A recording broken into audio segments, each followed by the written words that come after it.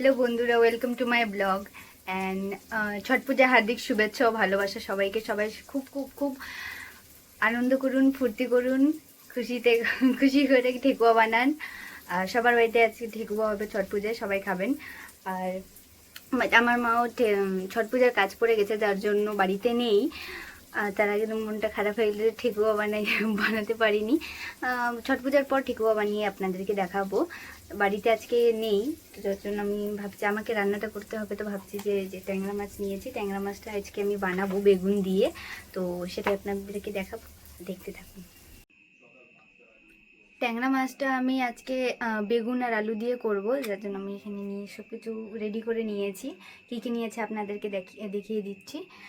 আমি এখানে বেগুন কেটে নিয়েছি লম্বা লম্বা করে, আলু কেটে নিয়েছি, এখানে নিয়েছি টমেটো, কাঁচা লঙ্কা, পেঁয়াজ আর কিছুটা এখানে আদা গ্রেট করে নিয়েছি। আমি একটা জিনিস দেখুন দেখুন পাতলা পাতলা করে কেটেছি, এটা দিয়ে আজকে আমি তৈরি করে দেখাবো। আমি এখানে কড়াইটা বসিয়ে দিয়েছি, ততক্ষণে গরম হচ্ছে, ততক্ষণে আমি ভাতটা বসিয়ে দিই, কারণ অনেকটা লেট হয়ে গেছে তার জন্য। এখানে আমি ভাতটা বসিয়ে দিয়েছি আর এখানে কড়াইটা অনেকটা গরম হয়ে গেছে, তো আমি তেলটা দিয়ে হচ্ছে না, যার জন্য একটু সাইড করে রাখছি।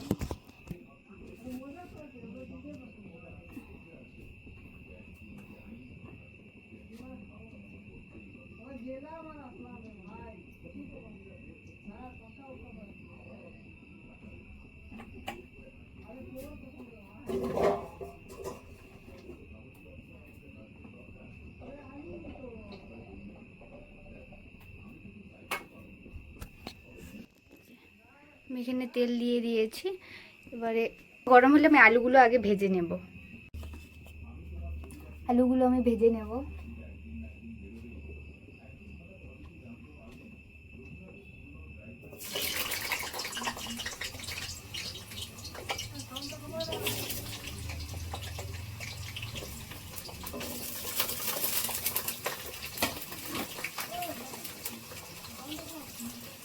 সামান্য লবণ দিয়ে দিচ্ছি।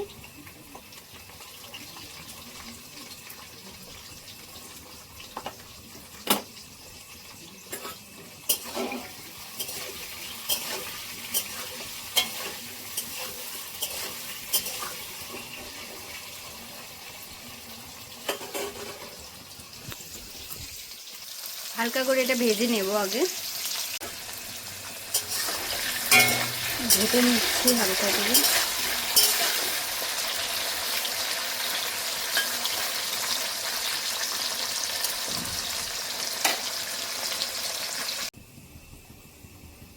আমার দাদা বললো ভাতে দুটো আলু সিদ্ধ দিতে, তো আমি দিয়ে দিচ্ছি।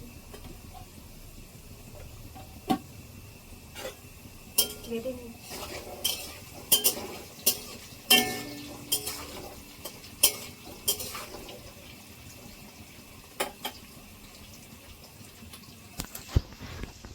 আমি হালকা করে লাল করে ভেজে নিয়েছি। আসলে ওটা বাঁ হাত দিয়ে করতে হচ্ছে, তো এক হাতে ফোন এক হাতে দিয়ে করতে হচ্ছে, তো আমার অসুবিধা হচ্ছে, সেজন্য আমি এখানে রেখে করছি, আপনারা ক্ষমা করে দেবেন।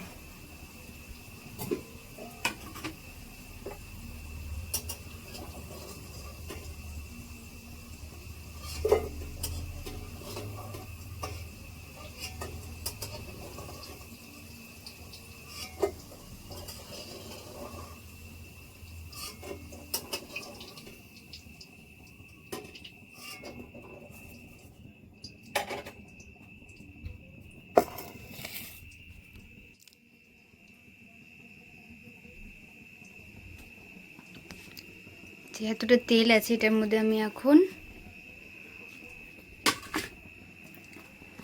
প্রথমে কিছুটা কালো জিরে আর কাঁচা লঙ্কাগুলো দিয়ে দেবো।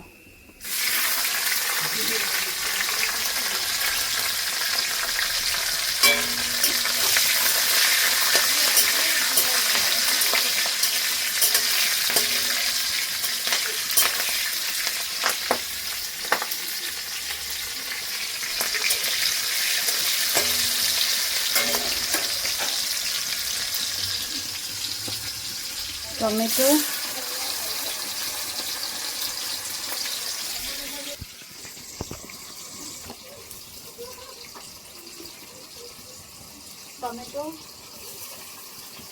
আদা কুচি,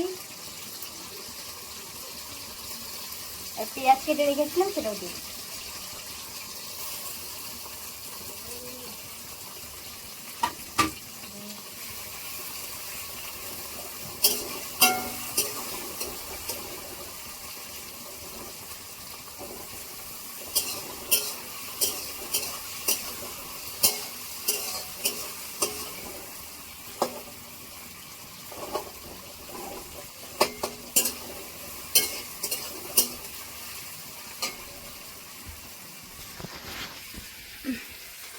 এটাকে হালকা করে ভেজে নিতে হবে।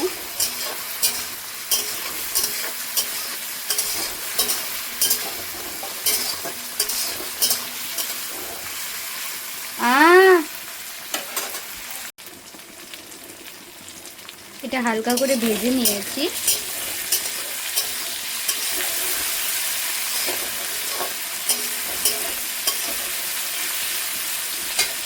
এবার আমি এখান থেকে লবণ, যেহেতু আমি আলু ভাজার সময় দিয়েছিলাম, তো আধা চামচ দিয়ে দিচ্ছি। এখানে দিচ্ছি হলুদ, যেহেতু বেগুন দিয়ে করছি তো হালকা একটু লঙ্কার গুঁড়ো দিচ্ছি আমি, সামান্য, বেশি না। এটা দিয়ে কিছুক্ষণ কষিয়ে নেব।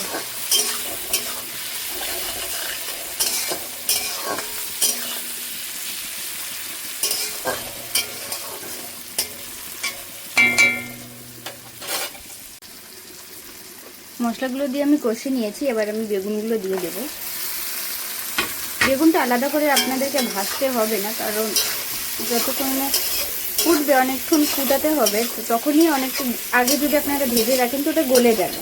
তার জন্য আমি আলুটা ভেজেছি কিন্তু বেগুনটা ভেজে নিই। এখানেই হালকা মশলার মধ্যে হালকা করে ভেজে নিলে হয়ে যাবে।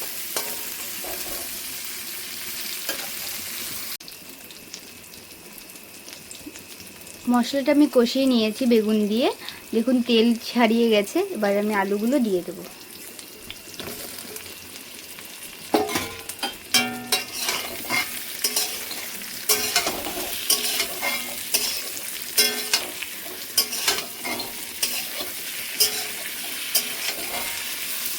আলু দিয়ে হালকা একটু নেড়ে চেড়ে নেবো, একটু পরে জলটা দেবো। আলু দিয়ে ভালো করে একটু ভেজে নিয়েছি, এবার আমি জলটা দিয়ে দেবো। এক মগ নিয়েছি, দিয়ে দেবো।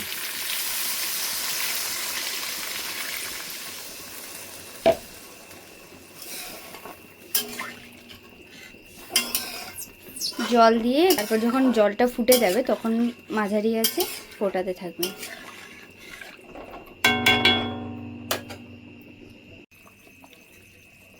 ঝোলটা আমি অনেকক্ষণ ফুটিয়ে নিয়েছি, এবার আমি মাছগুলো দিয়ে দেবো।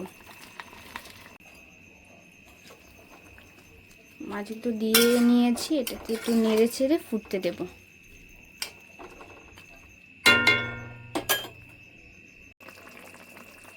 ঝোলটা আমার হয়ে এসেছে, এবার আমি ধনিয়া পাতা ধুয়ে কেটে নিয়েছি, এটা আমি দিয়ে দিচ্ছি ওপর থেকে। এটা দিয়ে নামিয়ে নেব।